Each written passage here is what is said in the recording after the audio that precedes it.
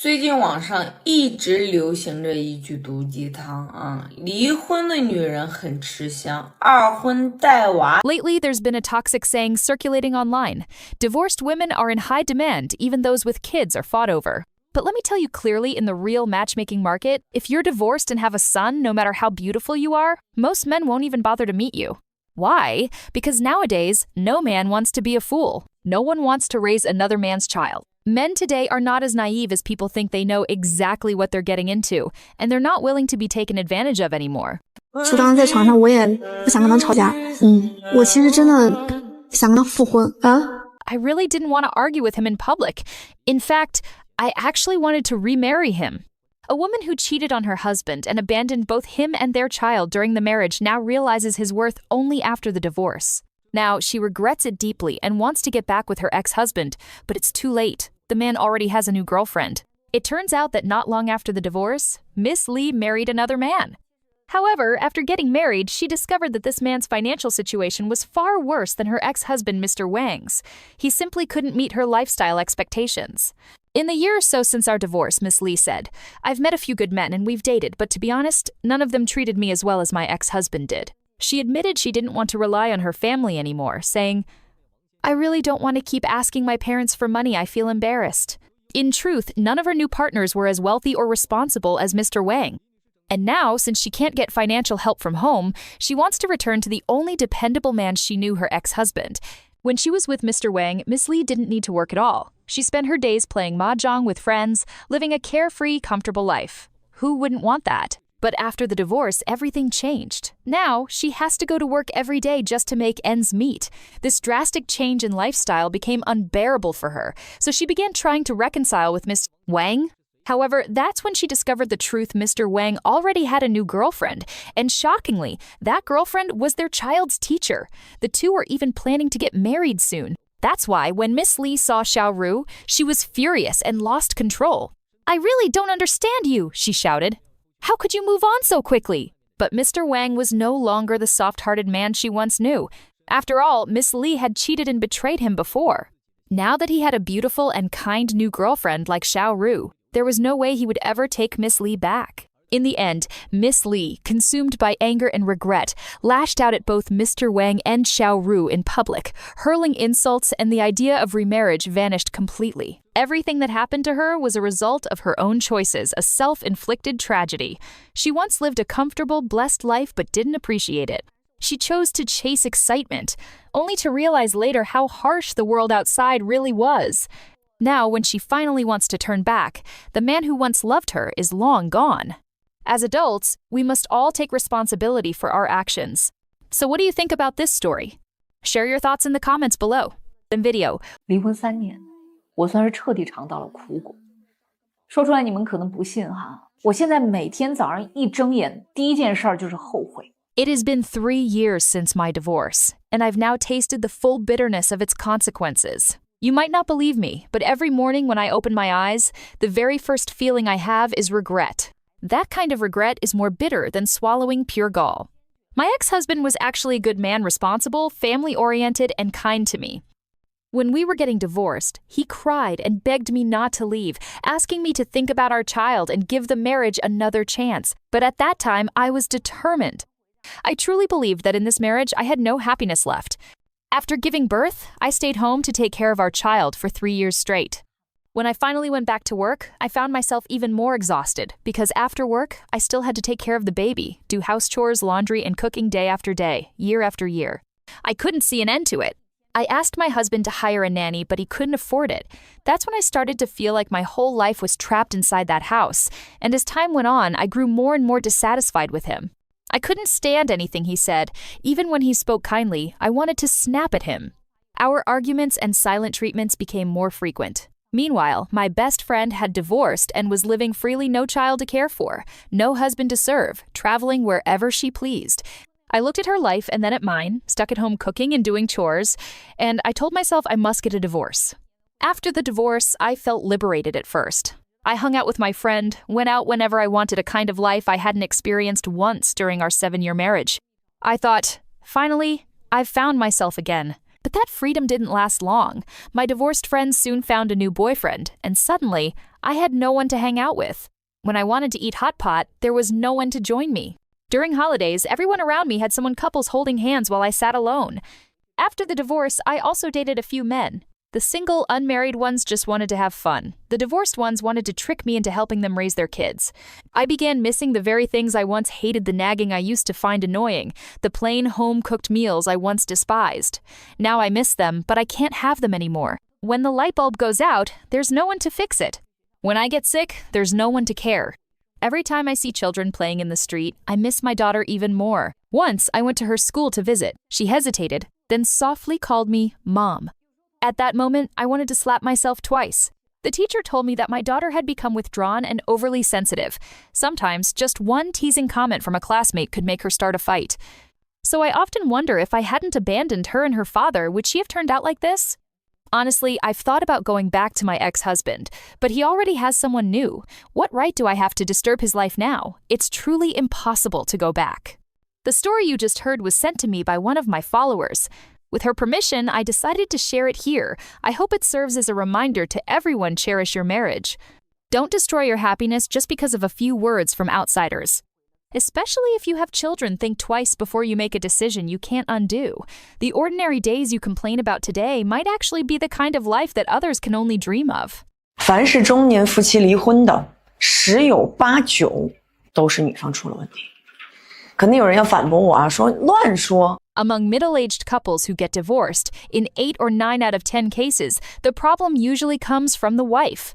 Of course, some people immediately jump in to argue, saying, "That's nonsense. What about those cheating, abusive men?" But hold on, let me finish. I'm talking about couples over 40. Those scumbags who cheat, gamble, abuse, and drink. Most of them got divorced much earlier. The ones who make it to middle age together are usually honest, responsible men. Think about it: if a man is truly bad, if he's the type to gamble, cheat, and hit his wife, would he really wait until 40 to show his true colors? Of course not. By his 20s, his wife would have already left him. But with women, it's different. Once a woman reaches middle age, that's when trouble often begins. Why do I say this? First, when a man reaches middle age, he becomes the easiest target of his wife's discontent. Forget what you hear online about men being unfaithful. Once you pass 35, you'll see it's often men who stay loyal the longest, while women become more realistic and demanding. As the saying goes, human desire is never satisfied. After years of working hard, a man finally builds a decent life, a home, a car, savings, children growing up. But what happens? Suddenly, his wife starts complaining, "You're boring, you're sloppy, you're not romantic enough, not thoughtful enough." One day she says, "Your car isn't nice enough." The next, "The gift you got me isn't expensive enough." Then she starts comparing, "My best friend's husband earns so much more than you." You think earning 1 million yuan a year makes you safe? Wait 2 years, she'll start eyeing the ones making 10 million yuan. You buy her an LV bag, and she wants Hermes. You take her abroad on vacation, and now she dreams of flying on a private jet, always chasing more, never content.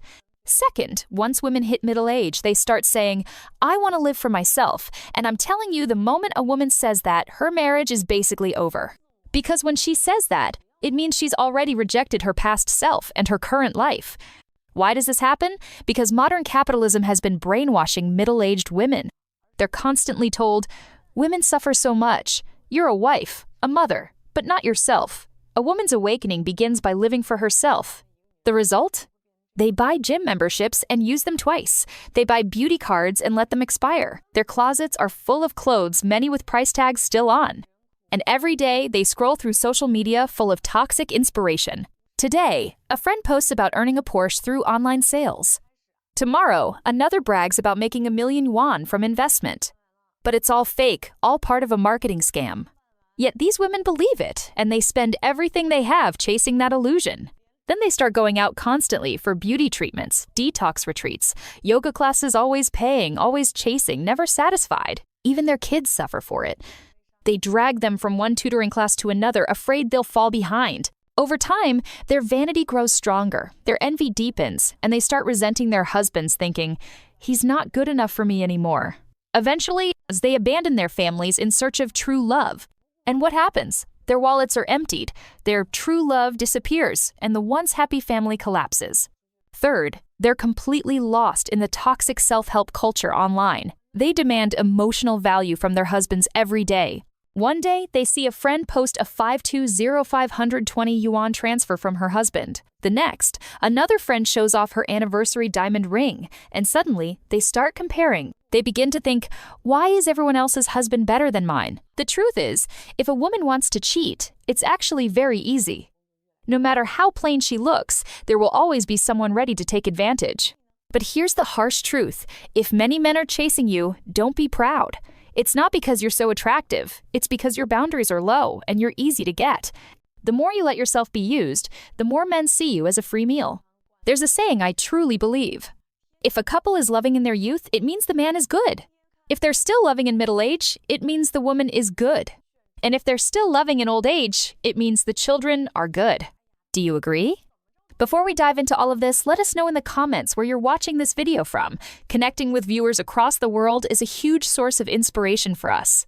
离婚时已是心高气傲，复婚时已是生死难料。 When she got divorced, she was arrogant and full of pride. When she wanted to remarry, it was already a matter of life and death. After just a few days, Little Fairy Next Door made another epic comeback. Yes, she's back again. Your wife has returned once more.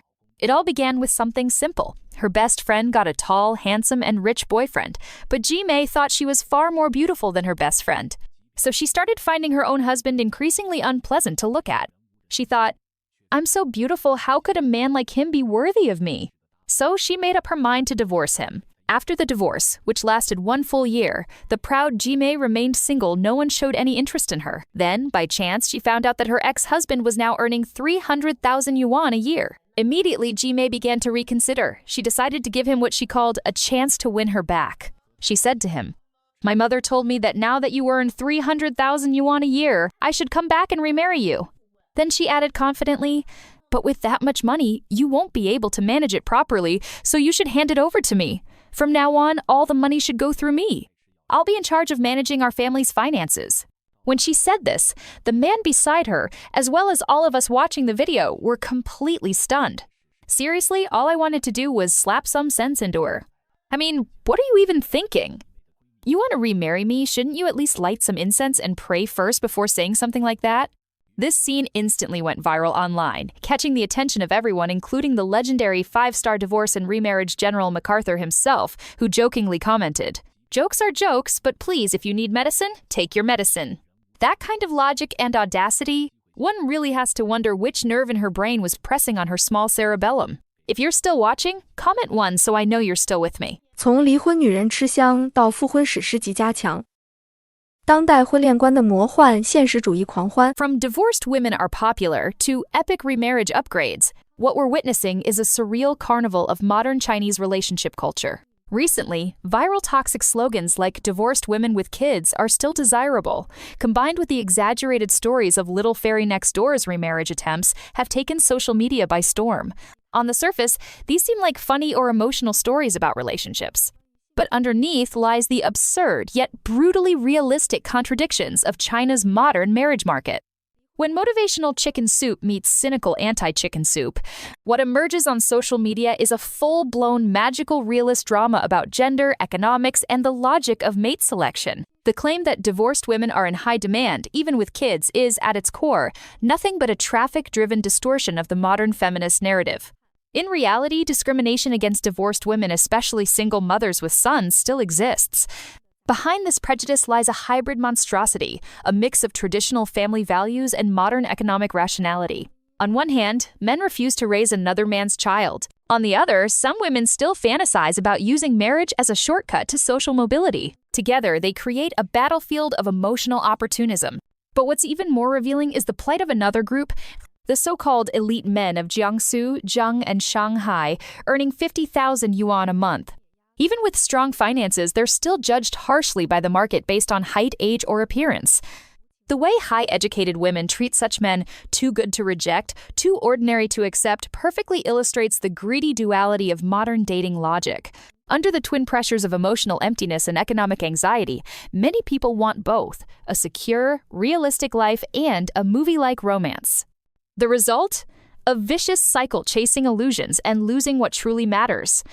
Compared to that, the little fairy's epic remarriage saga is like a mirror of truth. She once thought her ex-husband earning 300,000 yuan a year was beneath her. Now, she's the one kneeling, begging to get him back. This total collapse of logic reflects how the influencer economy has fueled a warped sense of self-worth. Under the filters of beauty apps, looks are mistakenly converted into relationship capital. Short videos have built up this fairy tale woman myth, turning vanity into delusion. And her demand that all the money should be handed to me exposes something deeper, that some people still see marriage as a tool of economic exploitation. This mindset mirrors the male logic of, I won't raise another man's kid. When intimacy becomes nothing more than a transaction between two calculators, love turns into a business negotiation. So when MacArthur joked, if you need medicine, take your medicine, it wasn't just mockery, it was actually a diagnosis of our emotionally hardened era. Both the toxic chicken soup believers and the remarriage fairies are trapped in the same delusion. They take isolated extreme cases and present them as universal truth. The first group romanticizes the few women who marry up after divorce, while the second mistakes the fake glamour of social media for reality. This distortion exposes the deep anxiety within modern relationships. As traditional marriage structures collapse and new systems haven't yet formed, people cling to any comforting narrative they can find, even lies just to feel safe. But reality is far less kind. Data shows that less than 30% of divorced women in China remarry. For older, high-achieving women, the difficulty of finding a new partner is a structural issue, not personal failure. It's not simply that no man wants to be a fool. It's that the dating market, under the weight of capitalism, has turned marriage into a spreadsheet of value exchange. Looks, age, fertility, and financial assets all are placed in one giant Excel file, recalculated over and over again. Anyone who tries to set the price unilaterally will inevitably be corrected by the brutal logic of the market. All these absurd stories point back to one central question. Should marriage still be treated as the ultimate measure of life's worth? When divorce freedom and remarriage delusion stand on the same stage, perhaps it's time to realize this. A healthy relationship has never been about boarding a sinking ship with an old ticket or about turning a partner into a financial caretaker. It is, and always will be, about two independent individuals who see life clearly yet still choose to face its storms together. And for those still calculating whether someone is just a bit below their standards, perhaps the real question is, before turning marriage into a transaction, are you sure you can afford the cost of your own soul? What we just witnessed isn't just a personal story. It's a mirror reflecting the current reality of marriage and society in China. According to the latest data from the National Bureau of Statistics, the number of registered marriages in China dropped to only 6.1 million couples in 2024, which is more than a 50% decrease compared to 10 years ago. Meanwhile, the number of single adults has surpassed 240 million, and the divorce rate has increased by nearly 300% over the past 2 decades. Behind all the viral videos and so-called miraculous remarriage stories lies a nation that is gradually losing faith in love, marriage, and family stability. Many young people in major Chinese cities now choose to remain single, believing that freedom matters more than commitment. But this raises a critical question for today's China social trends. Are young Chinese people becoming more rational, or are they slowly losing the ability to truly love and trust? When love, relationships, and marriage are reduced to financial transactions and social status, perhaps true affection has become the most luxurious thing in modern China. What do you think? Do you believe the institution of marriage still has meaning in China today? Share your thoughts in the comments below. Your perspective matters. This is China Social Trends, bringing you the most insightful and unfiltered stories about Chinese society. Thank you for watching, and see you in the next episode of China Social Trends.